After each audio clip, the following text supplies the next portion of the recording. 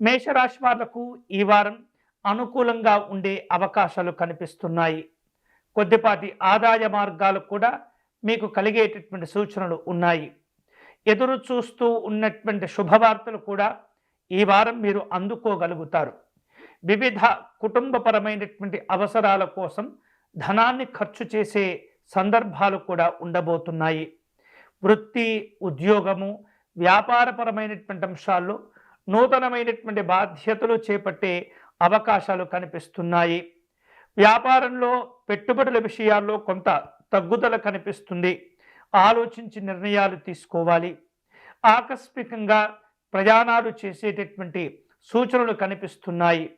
ముఖ్యమైనటువంటి వ్యవహారిక విషయాలన్నీ కూడా సానుకూలంగా పూర్తి అయ్యేటటువంటి సూచనలు కనిపిస్తున్నాయి. నిరుద్యోగులకు మంచి మంచి అవకాశాలు ఉన్నాయి. ఉద్యోగపరమైనటువంటి అంశాల్లో మార్పులు చేర్పులు కనిపిస్తున్నాయి. అస్థిరమైనటువంటి నిర్ణయాలు తీసుకోకుండా జాగ్రత్త పడటం మంచిది.